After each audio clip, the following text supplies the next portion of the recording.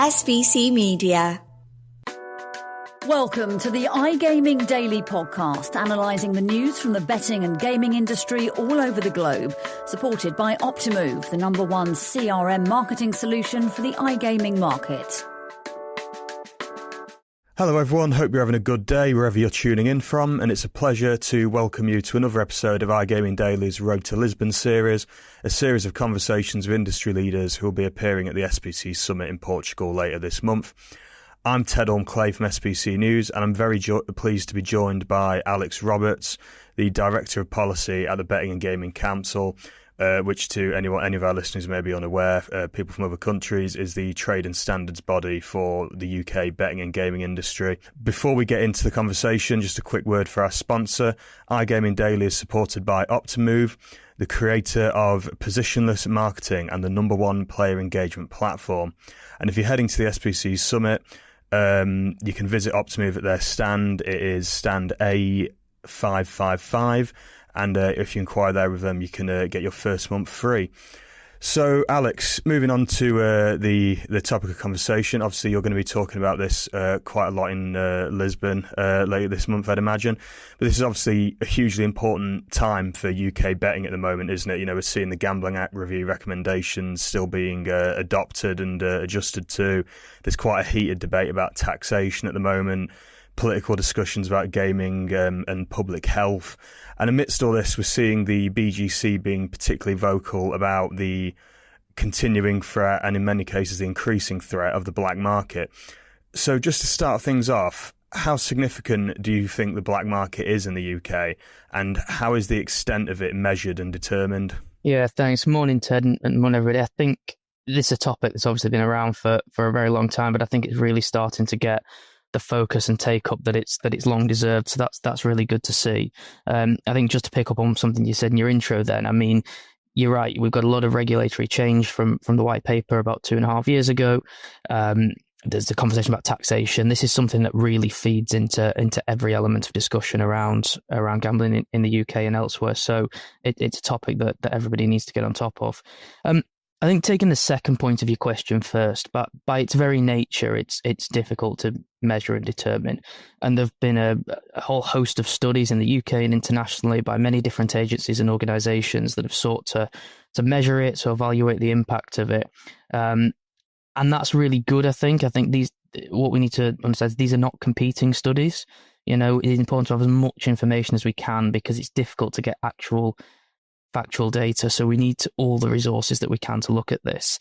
The BGC commissioned a report which was carried out by Frontier Economics, which was published last year, about a year ago now, and that showed that the black market in the UK is huge, right? You know, we've got 4.3 billion in stakes, 1.5 million players are playing on it, and the awareness point is one that came through as particularly alarming in terms of how aware people were of the black market.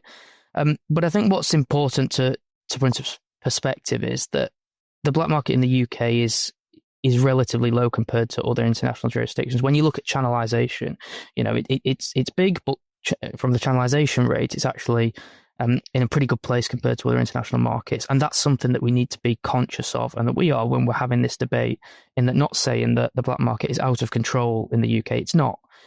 What it is a huge risk that is there, and it is very easy for it to tip over into that.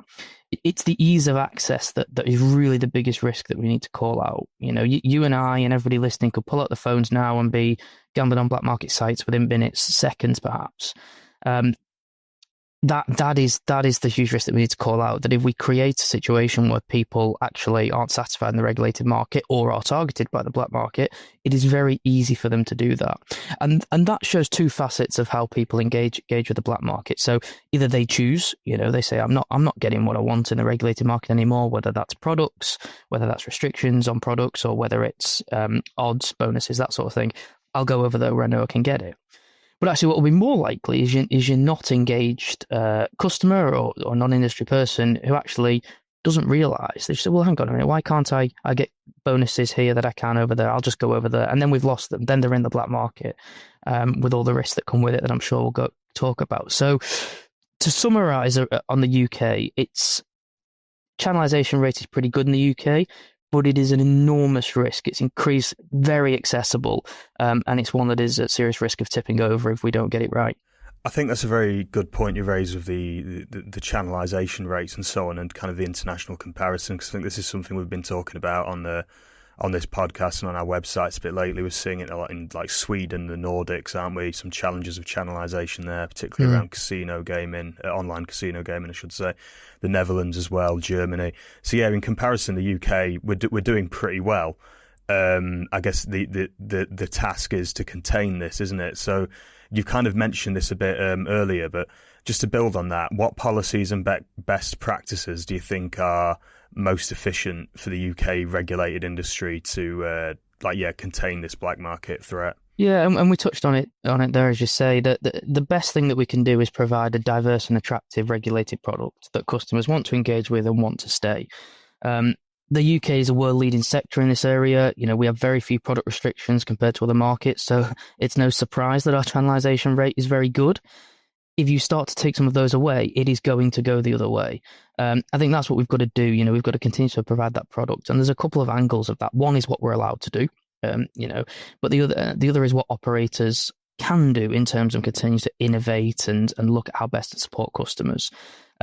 But they can only do that within the scope of regulation, right? We can only offer what products are available to offer. At the moment, it's fine. But when regulators and governments are looking at changing regulation, they need to think, well, okay, what is this going to do to the offering to the customer?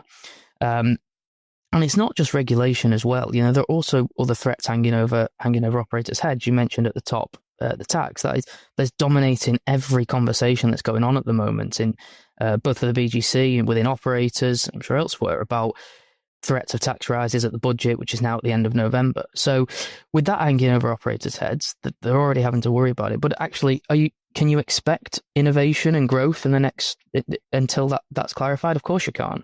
So we'll now have at least 3 months where that's not going to happen. So we've got to allow an environment where operators are legally allowed to provide services and products that customers want, but also where they've not got threats hanging over their heads. That means they're not going to put money into innovation and development. So I just think we've got to create an environment that allows operators to meet customer. Ultimately, it's going to keep going back to customer needs and what they want. And we've got to allow operators to do that. I think the other part I'd add, which I think is important, is education. You know, a theme that we see through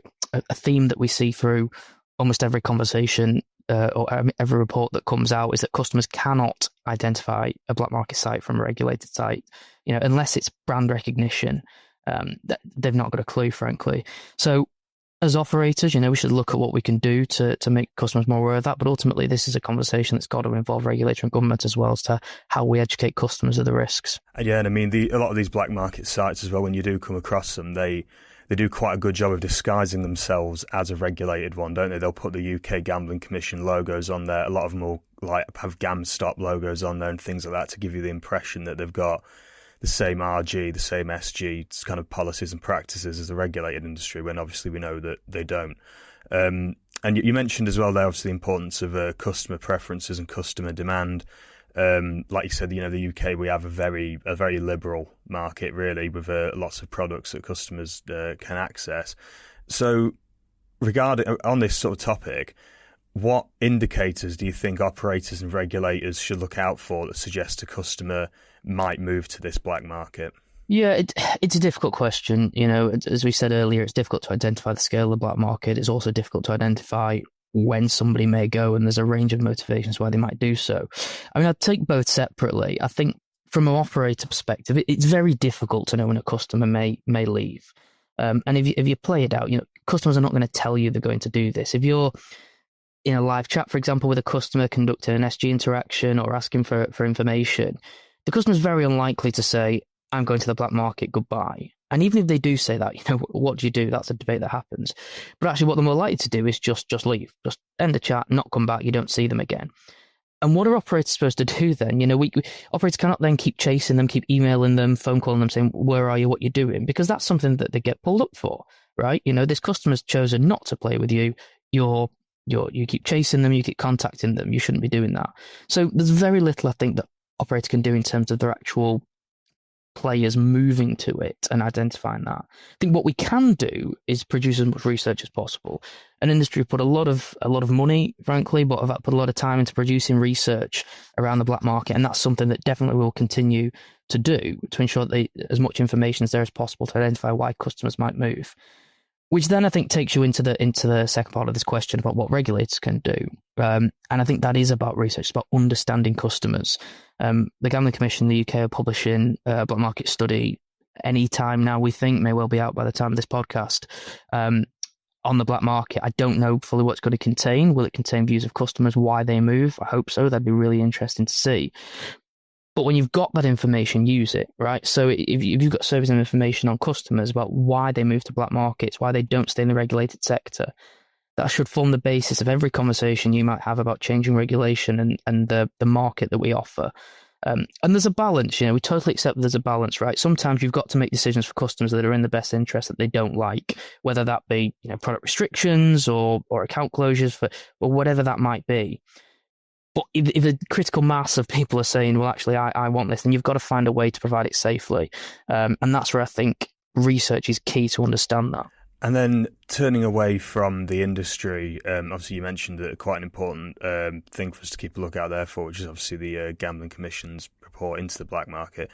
But if we turn away from the industry and the regulator and look more at the government itself, how do you evaluate the government's consideration of the black market? Like, do you think the government over the past few years has been taking this seriously, and do you think it's been responding effectively?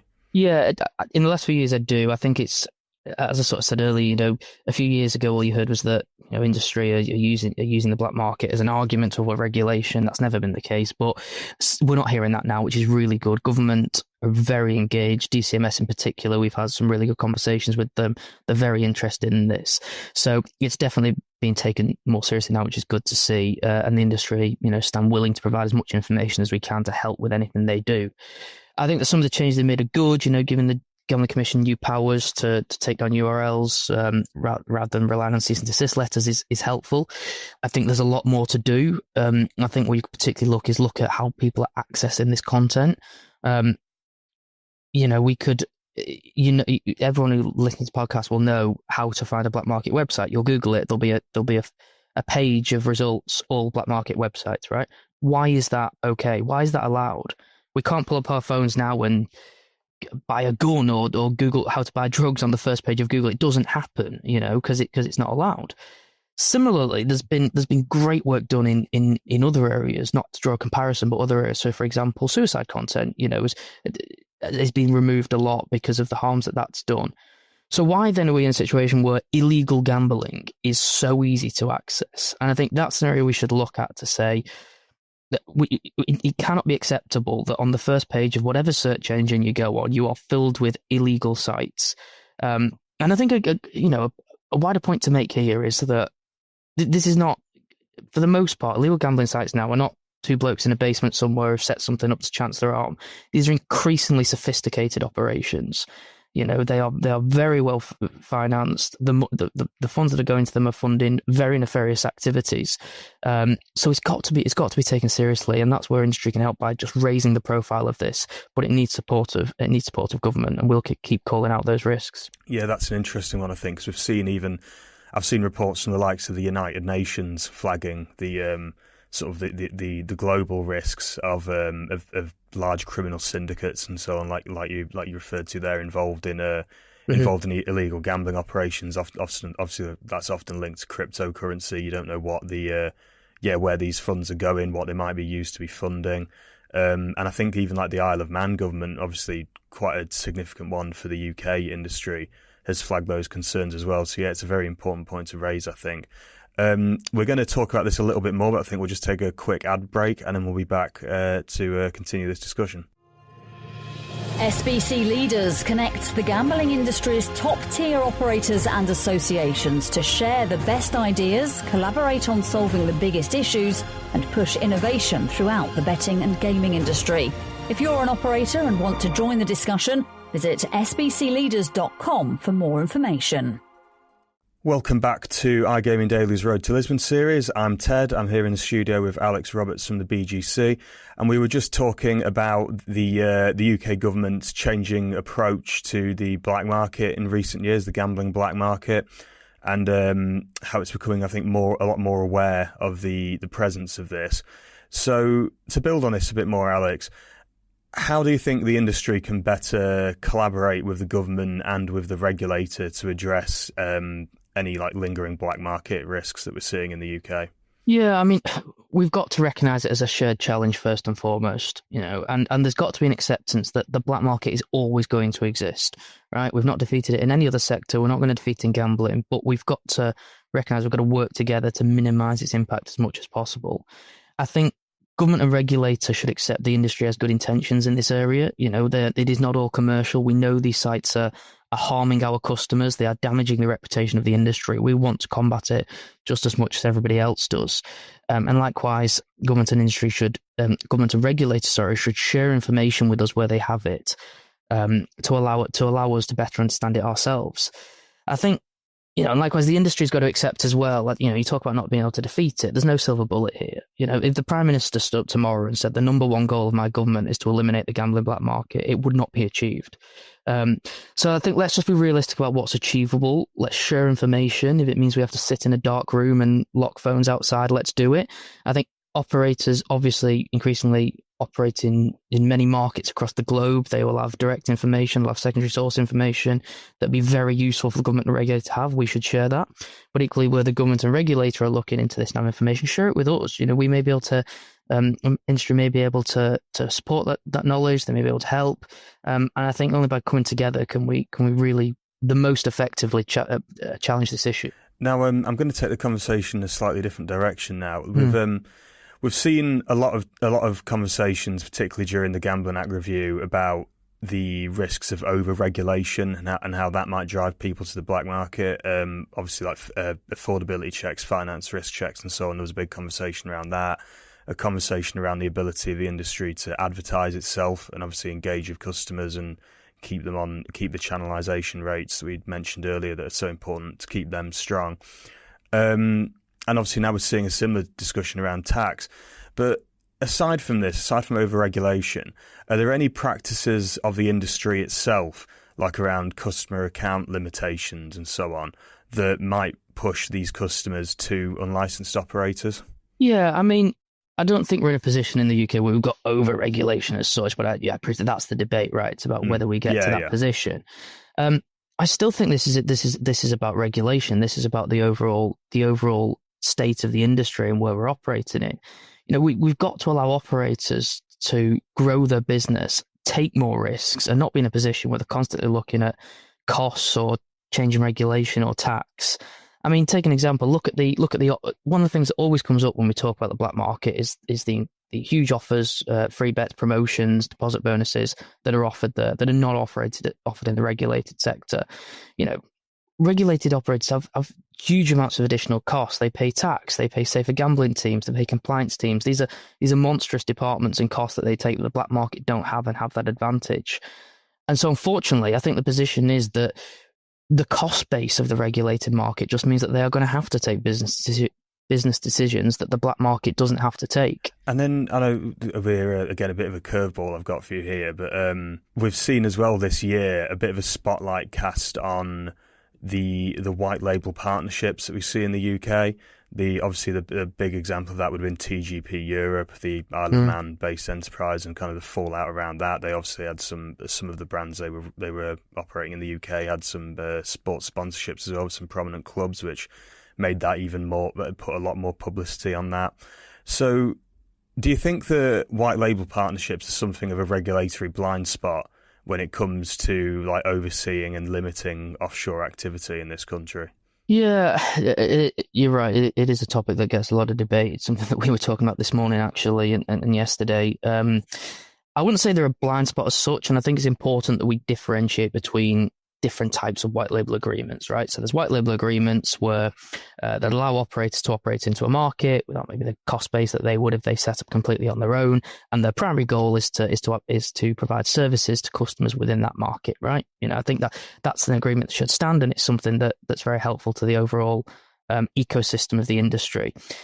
I think the other side of that is where you've got white label agreements that are primarily just to advertise services. And the biggest example of this, you mentioned TGP Europe, but the biggest example of this is Premier League in the UK, but something that's a global sport. There's a number of brands, I think as of last season, it was 9 out of 11 that are international facing. They're not UK facing. They advertise on shirts, and the primary objective is to advertise to overseas customers. It throws up some interesting questions, right? I mean, we've talked in this podcast about people not understanding what's a black market operator and what's not. So, I'm a supporter of football club X. They're sponsored by gambling company Y. I want to bet with them. Oh, I'm blocked. Why? Well, it's okay because we've all got VPNs now, so I'll just use that and I'll get onto it. You look at, and not to single anyone out in particular, but if you look at Everton, for example, who've always had stake.com on the shirt, literally .com, that they had a UK site, but they're not advertised a UK site. And that's why they're doing, this is not underhand, but they're advertising to overseas customers. So it's interesting. And it does influence the overall debate. There's an ongoing debate about advertising and football in particular that will always go on. And when 9 out of 11 of them are non-UK brands, it does throw up some questions on that side of it.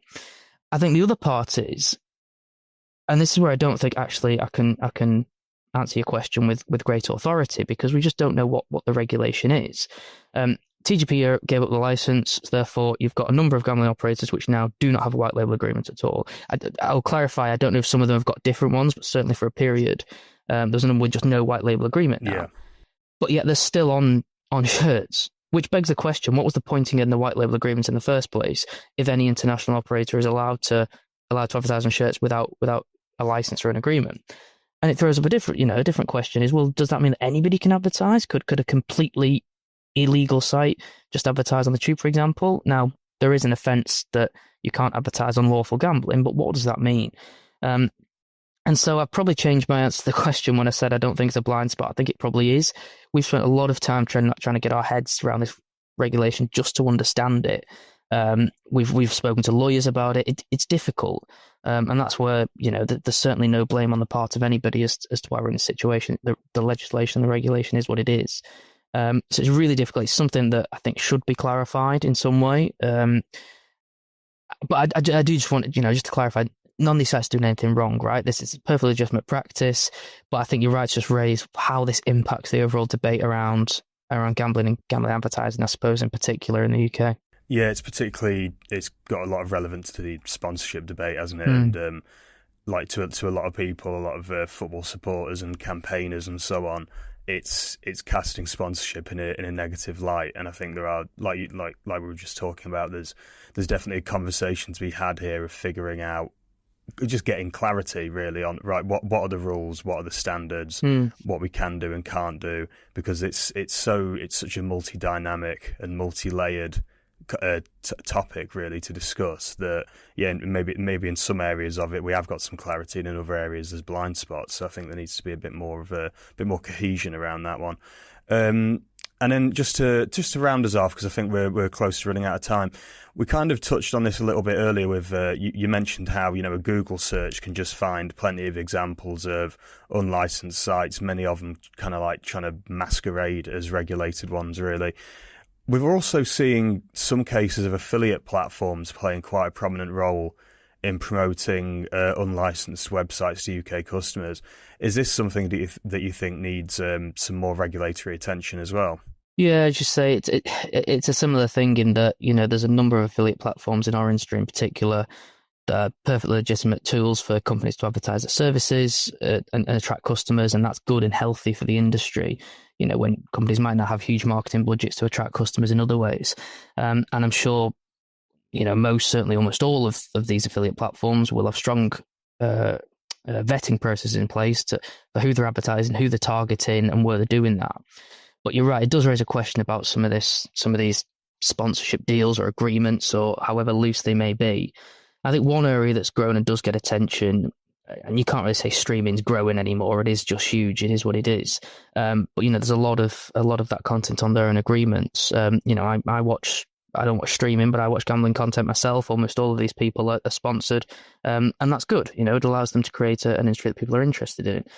But some of it is not good. Some of it is clearly nefarious. So Deal Me Out, a charity, did a great report that they published earlier this year that I was looking at, where they looked at some of this streaming and their advertising. And on one of the pages, they timestamped the part of this video, and I went and looked at it. And when the person was advertising the platform, they said, use this code to sign up for your bonus buys, your slam stops, your turbo spins, no KYC, no verification checks, right? There's no black and white about that. We can argue about, well, who are they actually targeting with the advertising? You can argue about, well, their license there and those customers are blocked. And, the nuances around licensing and who they're actually advertising to. There's no nuance around that. This is somebody advertising. I'm not familiar totally with international gambling regulation, but I don't think there'll be a jurisdiction on the planet where there's no sort of age checks or anything at all, and that's what they're advertising. So I think we've got to clamp down on stuff like that that's just clear and obvious. But yeah, I appreciate maybe there's a grey area in between that, but that's just something we've got to work together as an industry on. Yeah, that's something that's really kind of emerged in the past few years in particular, isn't it? So it's something that hasn't really been addressed by regulation or policy. Because it's not really been such a massive thing. But obviously now influencers and streamers and so on are such a huge part of the media consumption ecosystem and things like that. It's something that does need to be addressed. I think that's something that would be great to talk a bit more on. But I think we're all out of time. Thanks to everyone who's tuned in. You'll be able to catch Alex at the SBC Summit in Lisbon. We'll be speaking on the Wednesday. So make sure you go and catch some of the things he'll be on. And it's been great to have you in the studio today. Thanks, Ted. Really enjoyed the chat. Thank you for listening to today's iGaming Daily podcast, supported by Optimove, the #1 CRM marketing solution for the iGaming market. If you want to find out more about some of the subjects raised today, feel free to explore any of the sites in the SBC News network or check out the latest edition of the SBC Leaders magazine. Happy reading.